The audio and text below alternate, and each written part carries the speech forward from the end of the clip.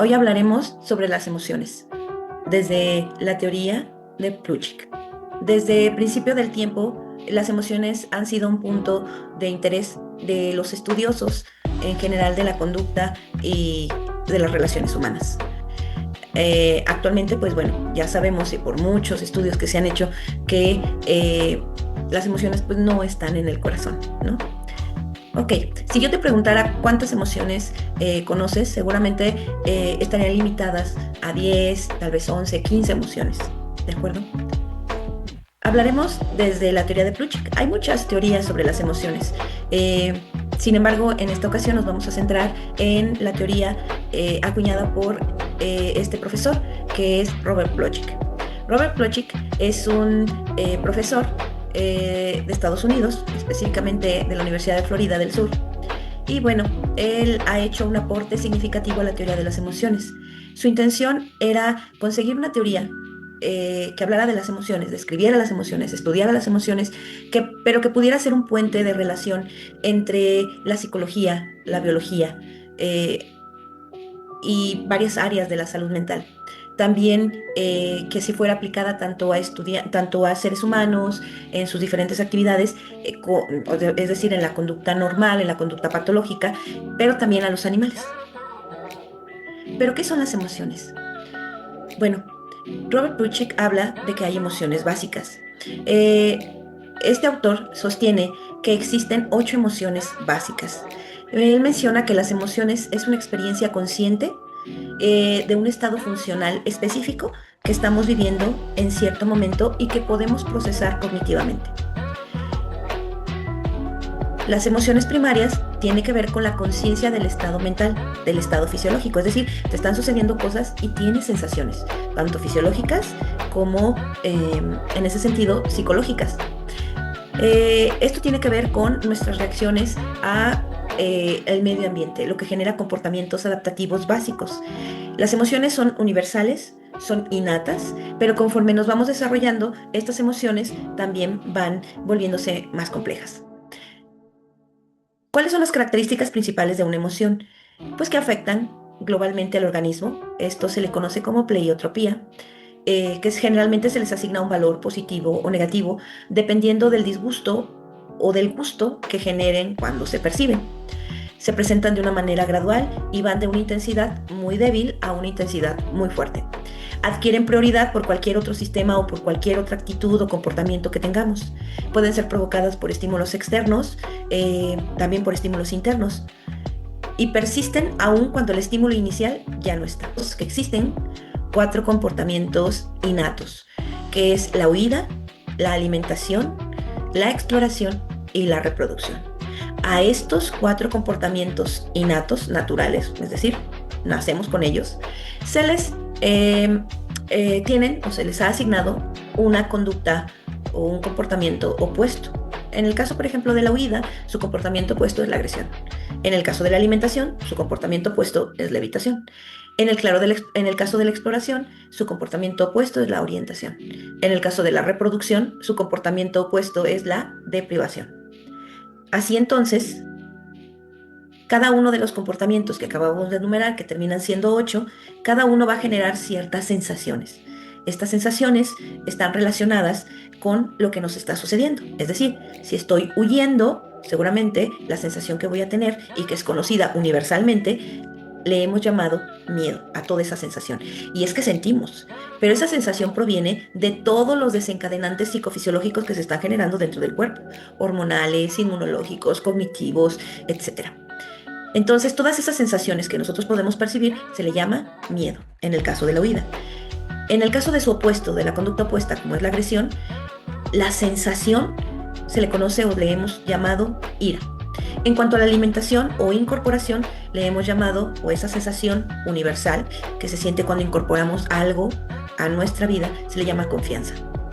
Cuando evitamos o rechazamos algo, a esas sensaciones le hemos llamado aversión. Cuando nosotros tratamos de explorar, curiosear algún objeto nuevo, le llamamos sorpresa. Pero cuando antes de conocer, nos informamos, tratamos de averiguar todo lo que tiene que ver con el objeto antes de exponernos a él, a eso se le conoce como anticipación. En cuanto a la reproducción, tiene que ver con estos sentimientos que también tienen que ver con hormonas, neurotransmisores, etcétera, que se encienden cuando estamos en un proceso de reproducción y no se refiere únicamente al proceso propiamente del coito, en el caso de los seres humanos, entre hombre y mujer, sino al proceso de afiliación con el sexo opuesto o con el mismo sexo, dependiendo. A eso, esas sensaciones se le conoce como alegría. Y la deprivación, es decir, cuando estamos privados del acercamiento a algo, a alguien, pues lo que percibimos es tristeza. Eso nos lleva a un modelo cromático de las emociones. En este lo voy a tratar de explicar un poco.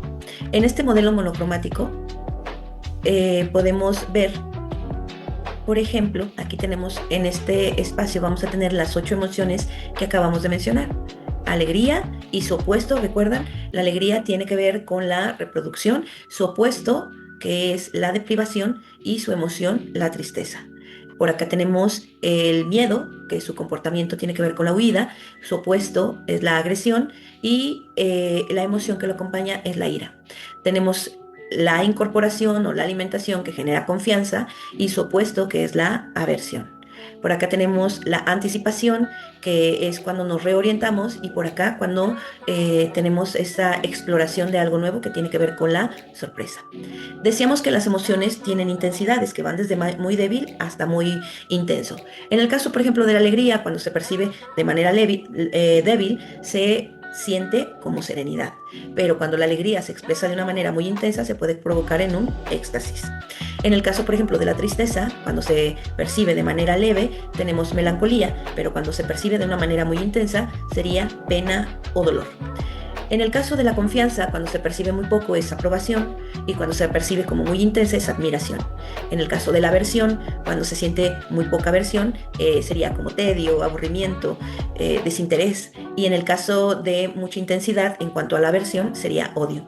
En el caso del miedo, el miedo que se percibe menor es temor, muy intenso, terror.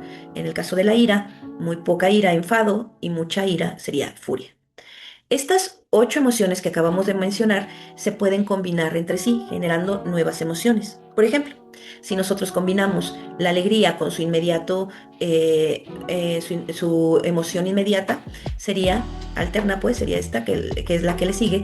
Si combinamos alegría con confianza, nos da amor. Si nosotros combinamos confianza con miedo, nos da sumisión.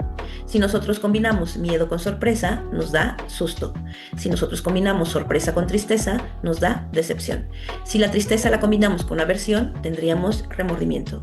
Si nosotros combinamos aversión con ira, tenemos desprecio. Si combinamos ira con anticipación, tenemos alevosía. Si nosotros combinamos anticipación con alegría, vamos a tener optimismo. Y así tenemos nuestras primeras combinaciones. Estas combinaciones son las primeras. Tenemos las primeras diadas, que son diadas primarias, que fueron las que ahorita les comentaba, que son las combinaciones de los extremos inmediatos: alegría y confianza, amor; confianza y miedo, sumisión. Si nos regresamos al modelo cromático, aquí tenemos alegría, confianza, amor; confianza, miedo, sumisión, que es lo que estamos viendo en esta primera diada.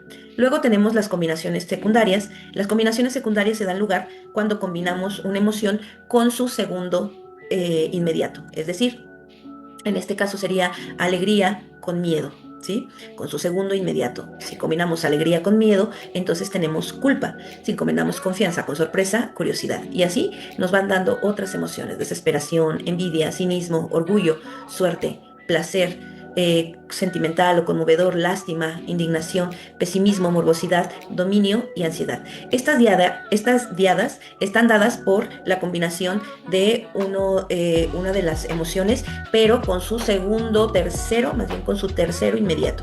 Si regreso al modelo cromático, en este caso sería alegría y nos vamos con el tercero, que sería sorpresa. Si yo combino alegría con sorpresa, voy a tener placer.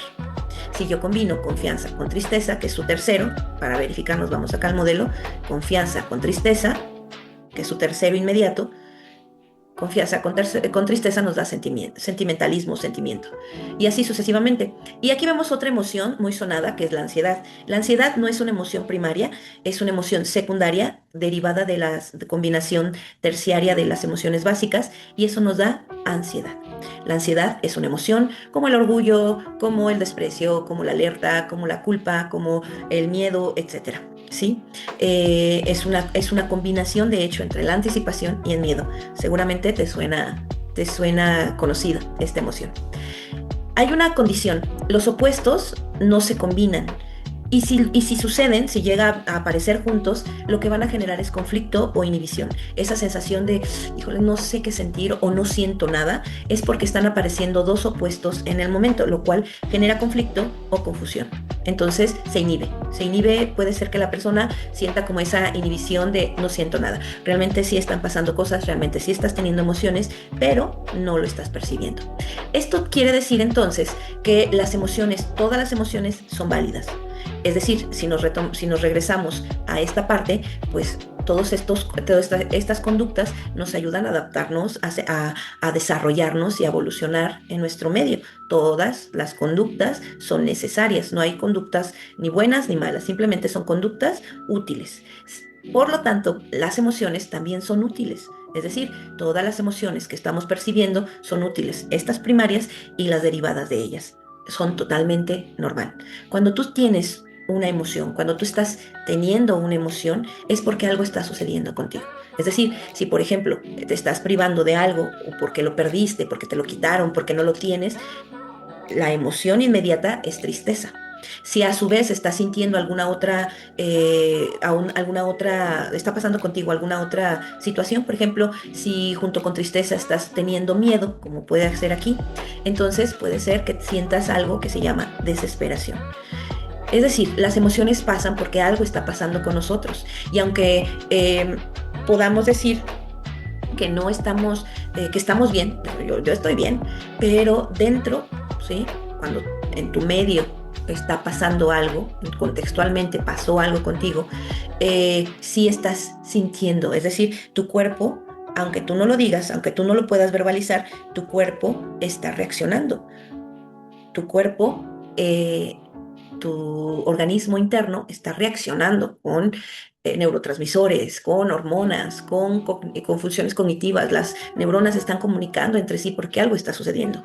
Entonces, pelearnos con las emociones, no querer sentir ansiedad, no querer sentir desesperación, no querer sentir amor, no querer sentir orgullo, no querer sentir enojo, no querer sentir emociones, porque socialmente nos han enseñado que hay emociones que no tendríamos que sentir, pues es pelear contigo, es pelear con tu naturaleza. ¿Qué es lo que ocasiona? Lo que ocasiona el hecho de que pelees con una situación o con una emoción que te está ocurriendo, lo único que estás ocasionando es estrés, estrés fisiológico, por negarte o por pelear con las emociones. ¿Qué hay que hacer con las emociones? Absolutamente nada. Hay que aceptar las emociones porque algo está sucediendo con nosotros. Es paradójico, pero entre menos pelees con las emociones, más fácilmente pueden hacer su trabajo, dejar que pasen un rato, estar ahí un momento y dejarlas ir. Entonces es contraproducente. Entre más pelees, entre más quieras no sentir, más te va a causar un problema tu emoción. ¿De acuerdo? Entonces, déjate sentir las emociones, acepta las emociones como algo, como una señal de algo que te está sucediendo. Todas las emociones son válidas, todas las emociones son necesarias, ¿sí? A veces socialmente nos enseñaron que las emociones no son buenas, ciertas emociones no son buenas, pero eso tiene que ver con las conductas que ligamos a esas emociones. Es decir, nos han dicho que no nos enojemos para no dañar, para no agredir a los demás, pero la conducta de agredir se puede controlar y es totalmente independiente a la emoción. Es decir, yo puedo estar muy enojado, yo puedo estar muy iracundo, yo puedo estar muy agresivo, tener mucha agresión en mí, pero eso no quiere decir que tenga que dañar a otra persona. Es decir, la conducta no está justificada por las emociones. Por tanto, entonces, no tendríamos por qué eliminar o suprimir las emociones. Controlar la conducta sí, pero las emociones ahí pueden estar. Yo puedo estar muy enojada con alguien, pero puedo controlar mi conducta. Bueno, otro aspecto que voy a tocar sobre las emociones, como por ejemplo la ansiedad. Ya decíamos que todas las emociones son válidas, pero entonces, ¿por qué algunos sienten que tienen que ir al médico o al psiquiatra o al psicólogo por ansiedad? Generalmente vas para no sentir ansiedad, lo cual pues ya lo dijimos, es el pelearte con esa emoción, pues lo único que va a ocasionar es generarte mucho estrés y vas a provocarle también un dolor de cabeza al psiquiatra o al psicólogo porque no hay manera de quitarte una emoción, ¿sí? Pero las emociones se pueden convertir en una patología, en un trastorno, por supuesto que sí. Las emociones se quedan un rato y se van en cuanto desaparece o se va diluyendo el evento que las ocasionó. En el caso, por ejemplo, de la ansiedad, quiere decir que hay una anticipación, hay una preocupación y hay un miedo por algo de que suceda. Lo estamos viendo aquí. Eh, en teoría, cuando se diluya la preocupación, cuando se diluya la anticipación y el miedo, esa ansiedad también se va a diluir. ¿La ansiedad se puede convertir en un trastorno de ansiedad? Sí, pero hay criterios específicos para que esto suceda, ¿sí? Los profesionales de la salud sabemos que la ansiedad puede ser diagnosticada solamente cuando eh, las preocupaciones sean difíciles de quitar, que la mayor parte del día estés sumido en esas preocupaciones, que sean difíciles de quitar, de erradicar, que ya lleves más de 6 meses sintiéndote así casi todo el día y que eso empiece a hacer o a provocar desajustes en tu área laboral, en tu área personal o en tu área académica. Si eso no está ocurriendo, si alguno de esos aspectos no está ocurriendo, lo que estás teniendo es una emoción, ¿sí? Por algo que está sucediendo en tu contexto, en tu día. Pasa lo mismo con la tristeza. La tristeza es una emoción que está ahí porque está sucediendo algo. Es decir, estás sintiendo la ausencia de algo, de alguien.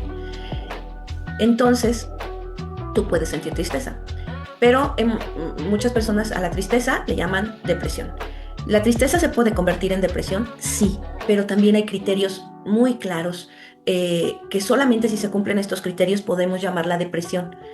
Uno de ellos es que la tristeza permanezca casi todo el día de una persona, casi todos los días durante 2 semanas seguidas. Estamos hablando de que esta persona tiene que sentirse así casi todo el día, casi todos los días de toda una semana, es decir, 15 días así. Y que esto esté provocando alteraciones de sueño, alteraciones de la ingesta de alimentos, alteraciones en procesos cognitivos, alteraciones serias en sus actividades laborales, personales, académicas, familiares. Pero si eso no está ocurriendo, entonces lo que estamos sintiendo es tristeza, una emoción que está ahí por una situación. Entonces, incluso, y no solamente las emociones que les hemos dado como esa connotación negativa pueden provocar un trastorno. La alegría, por ejemplo, si permanece muchos días, si tú estás extasiado, en éxtasis, que es la intensidad máxima de la alegría, por más de 7 días, entonces ya estamos hablando de un episodio maníaco, ¿sí? Pero si se fijan, tiene que ver con el tiempo. Entonces, no te sientas enfermo por tener emociones. Las emociones no enferman. La permanencia sí, pero la permanencia tiene que ver con el mal manejo del evento que está sucediéndote, ¿sí? ¿Qué hay que hacer con las emociones?